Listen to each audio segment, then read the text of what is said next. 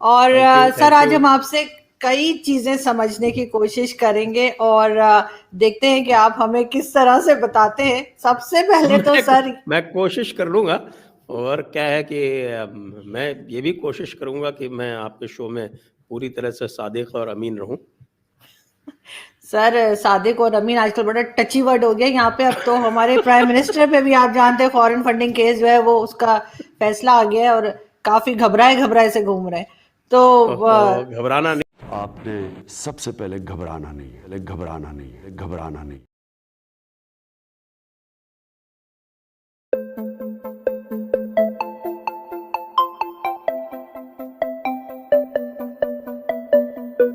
पाकिस्तान का प्रधानमंत्री जो पहले तक लोगों को ये बता रहा था कि आपने सबसे पहले घबराना नहीं है, आजकल सबसे ज़्यादा वही घबरा रहा है।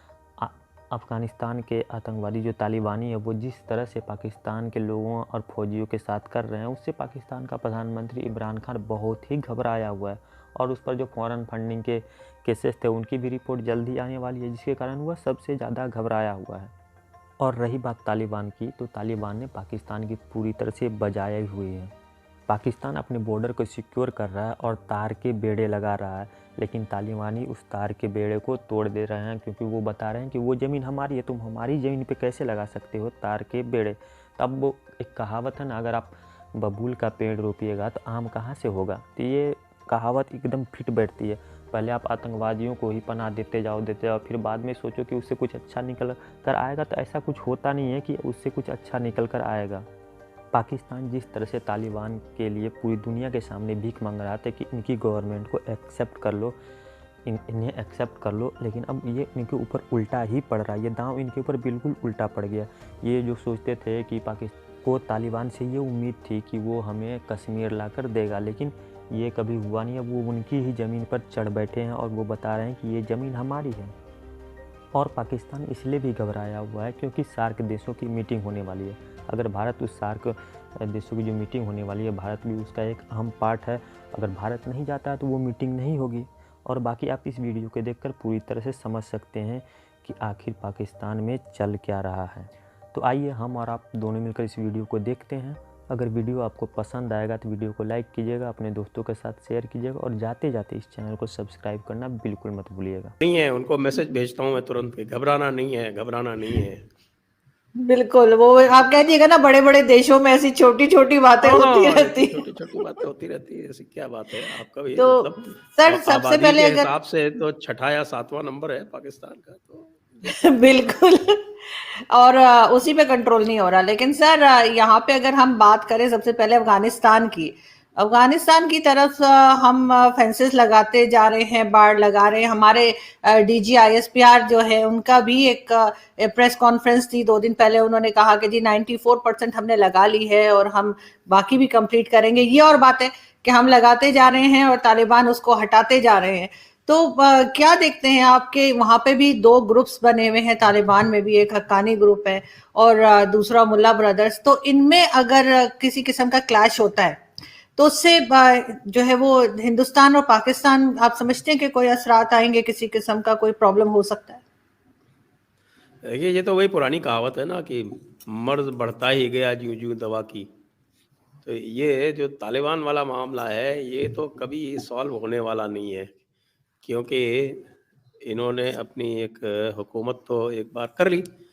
अब जैसे ही एक हुकूमत जो है इस्लामिक हुकूमत कायम हो जाती है, उसके बाद फिर आपस में ये तय करना होता है कि कौन बड़ा मौलाना है, तो कौन बड़ा इस्लामी है, कौन बड़ा मुसलमान है। तो जैसे ही जो बड़ा मुसलमान होगा वो दूसरे को काफिर कहेगा, वही जो है ना वो काफिर फैक्ट्री वाला जो अंदाज है। तो इसलिए अभी तो होड़ ये चलेगी कि इसमें भाई बड़ा मौलाना कौन है और काफिर कौन है। तो उसका जो है मेरे ख़्याल से अब जो आप देख रहे हैं उसके वो इनिशियल सीड्स हैं ये बीज जो हैं वो अब डाल दिए गए हैं। और अब इनकी जब फसल और लहलहाएगी तब और मज़ा आएगा। और उसके बाद फिर कुछ लोग मुल्ला बरादर को करेंगे, कुछ लोग खानी को करेंगे और एक बार फिर से सिविल वॉर शुरू हो जाएगा।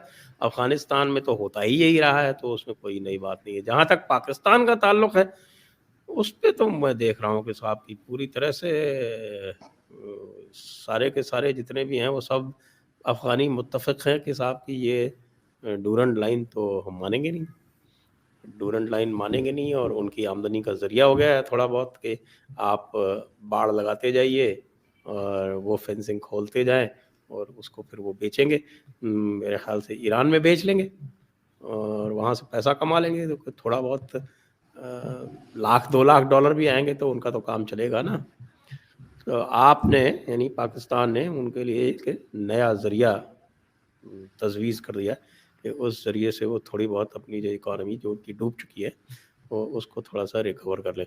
हालाँकि पाकिस्तान के भी हालात कुछ बहुत अच्छे नहीं हैं और अब तो पाकिस्तान वैसे भी आपने बताया था पिछली बार कि पाकिस्तान पहले तो तुर्की के पीछे-पीछे चल रहा था, फिर तुर्की पाकिस्तान के पीछे-पीछे चलने लगा और अब तुर्की जो है वो इंस्पिरेशन ले रहा है पाकिस्तान से और उसने अपनी इकोनॉमी की ऐसी-तैसी करके, अपनी करेंसी की ऐसी-तैसी करके और वो भी बास्केट केस होके और कुछ दिनों में पाकिस्तान के साथ लग जाएगा।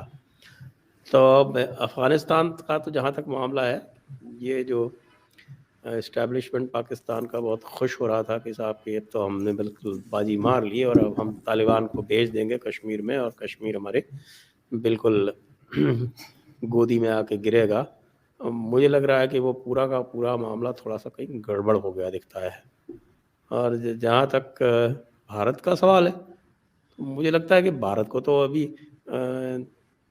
एज़ अ स्पेक्टेटर देखते रहना चाहिए। जब सामने वाले आपस में ही लड़ रहे हों, टीम जो है आपस में ही लड़ रही हो, तो जो जिनसे वो आगे मुकाबला करने का ख्वाब देख रहे हों, तो वो मुकाबले में आने से पहले ही आराम से पहले देखता रहे कि हो क्या रहा है। मुझे लगता है हिंदुस्तान को तो इस पे कुछ रिएक्ट करने की भी ज़रूरत नहीं है। उसको सिर्फ देखना है कि आखिरकार ये कहाँ होगा कि साहब ये मर्ज़ की दवा और मर्ज़ किधर जाएगा। लेकिन सर जैसे सार्क की अगर हम बात करें तो शाह महमूद कुरैशी साहब ने जो है वो भारत को भी दावत दी है कि जी सार्क मीटिंग जो पाकिस्तान में होने जा रही है उसमें आए, उसमें इनवाइट किया है। लेकिन इंडिया की तरफ से जरा सा कोल्ड बिहेवियर देखा गया है। क्या उसकी वजह भी यही है कि लोग ये सोच रहे हैं कि हो सकता है कि यहाँ पर फिर तालिबान गवर्नमेंट में से कोई बैठा हो जो कि पता नहीं कौन प्राइम मिनिस्टर है, कौन क्या है, लेकिन फिर भी जो उन्होंने अपनी गवर्नमेंट एस्टेब्लिश की है कि शायद उसको भी हम इनवाइट कर लें क्योंकि सार्क कंट्रीज में तो वो आते हैं। लेकिन क्या उनको अवॉइड करने के लिए ऐसा किया जा रहा है? दूसरा, शाह महमूद कुरैशी ने ये भी कहा कि भारत दूसरों को भी रोक रहा है जाने से कि जी आप मत जाइए, दूसरी नहीं, वो कंट्रीज को भी। सार्क की तो मीटिंग जो है वो पूरी तरह से कंसेंसस बेस्ड होती है वैसे भी। तो यदि भारत नहीं जाएगा तो मीटिंग होगी ही नहीं। ये तो बिल्कुल सार्क के चार्टर में लिखा हुआ है। तो शाह महमूद कुरैशी किसको बेवकूफ़ बना रहे हैं कि भारत दूसरों की रोकने की कोशिश कर रहा है। कोशिश करने की ज़रूरत ही नहीं है, क्योंकि यदि भारत नहीं आएगा, कंसेंसस नहीं होता है, तो पूरी तरह से कंसेंसस बेस्ड ऑर्गेनाइजेशन है, उसके चार्टर में लिखा हुआ है। तो अगर कंसेंसस नहीं है तो मीटिंग होगी ही नहीं, सिंपल सी बात है। सारे के सारे जो हैं वो इन एग्रीमेंट होने चाहिए और सारे के सारे इन एग्रीमेंट नहीं है तो मीटिंग नहीं होगी। और वैसे भी जिस तरह का बर्ताव पाकिस्तान ने पहले किया था और ख़ास तौर से वो आपका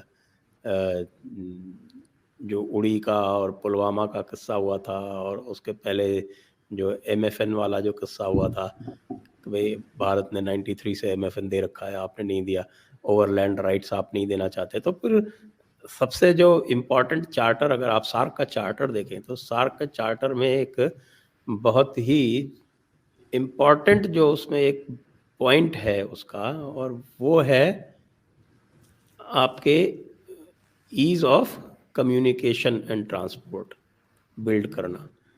आप अगर ट्रांसपोर्ट की फैसिलिटी देना ही नहीं चाहते हैं, जो उसका सब प्रॉब्ली सबसे इम्पोर्टेंट उसका जो एक मसला है, तो फिर मतलब क्या है उसका। और भारत ने तो वैसे भी अब सार्क से हाथ तो बिल्कुल जिसको कहते हैं हाथ झाड़ दिया। और एक दूसरी ग्रुपिंग है जिसको कहते हैं बिम्स्टेक। तो बिम्स्टेक जो है जिसमें आपके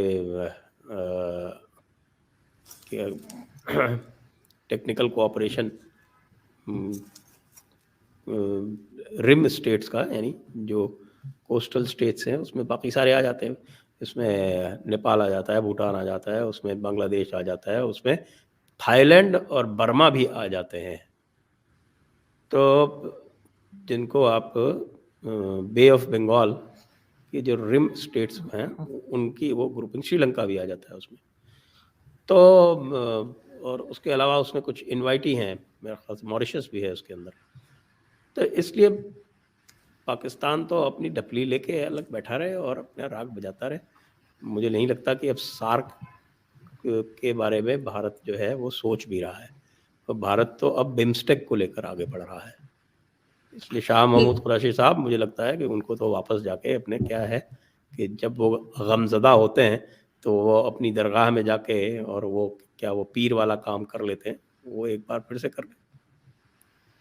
लेकिन सर जैसे हमारे जो air chief, sorry air chief कह रही हूँ, जो आर्मी के चीफ हैं बाजवा साहब, उन्होंने कहा था कि जी पिछली बातें भूल जाएं, आगे बढ़ें। तो आपको नहीं लगता कि कहीं पे कुछ गुंजाइश है कि हम लोग आगे बढ़ सकें और जो कुछ हुआ पहले उसको, वो जो हमारे यहाँ गुजरात से पॉलिटिशियन है ना चौधरी शुजात, वो कहते हैं मट्टी पाव, तो वो मट्टी पाव करके हम आगे नहीं बढ़ सकते सर? कुछ मतलब कुछ कोशिश तो करनी चाहिए ना, कब तक हम पिछली गलतियों को दोहराते रहेंगे? तो वो तो देखिए, ये कई बार मुझसे पूछा गया है और बार बार मैं यही कहता हूँ कि जो पाकिस्तान का जो इस्टेब्लिशमेंट का जो एक फंडामेंटल है नज़रिया पाकिस्तान, वो नज़रिया पाकिस्तान जब तक है तब तक ये जो टॉक्स की बात जब ये करते हैं तो ये टॉक्स की बात जो है वो केवल इंटरनेशनल ओपिनियन को मॉडरेट करने के लिए करते हैं। इनका कभी भी, पाकिस्तानी इस्टेब्लिशमेंट का कभी भी दिल से कुछ करने का इरादा होता नहीं। तो मोदी गवर्नमेंट ने ये डिसीजन लिया है कि हम अब इस ट्रैप में नहीं आएंगे जब तक कि हम ये 100% सर्टेन नहीं हों कि इनका इरादा नेक है। जैसे ये मानते थे, मोदी जी जब आए थे शुरू में, तब उनका ये मानना था कि नवाज शरीफ जो है वो सीरियसली चाहते हैं कि रिलेशंस नॉर्मलाइज हों।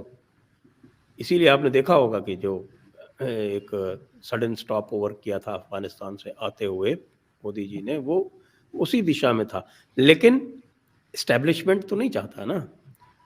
तो इस्टेब्लिशमेंट क्या चाहता है? इस्टेब्लिशमेंट नज़रिया पाकिस्तान रखता है। इस्टेब्लिशमेंट पुराने कॉन्सेप्ट ऑफ वॉर अपनी आपकी काकुल एकेडमी में सबको पढ़ाता है।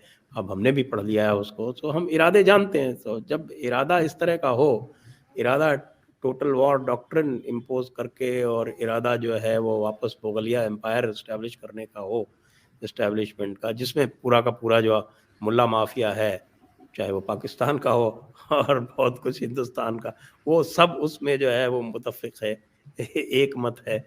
तो ऐसे में टॉक्स की जो बात है, तो वो टॉक्स जो है वो केवल एक तरह का अपने असली इरादों पर पर्दा डालने का काम पाकिस्तान के लिए होता है, जो अब भारत उससे मौका नहीं देगा। आपके जो इरादे हैं यानी इस्टेब्लिशमेंट के, मैं जानता हूँ कि इस्टेब्लिशमेंट तो है जो पॉलिटिशियंस जो चाहते हैं वो भी नहीं करने देता। तो जो आम आदमी या और एनलाइटेंड पाकिस्तान के लोग चाहते होंगे उसका तो कोई फिर सवाल ही नहीं पैदा होता कि वो करने दे। और वो बात ही है कि कोई अगर आपको लोगों में से कोई कुछ थोड़ा बहुत बोलेगा भी तो ISPR आ जाएगा या ISI आ जाएगी या कोई आ जाएगा। तो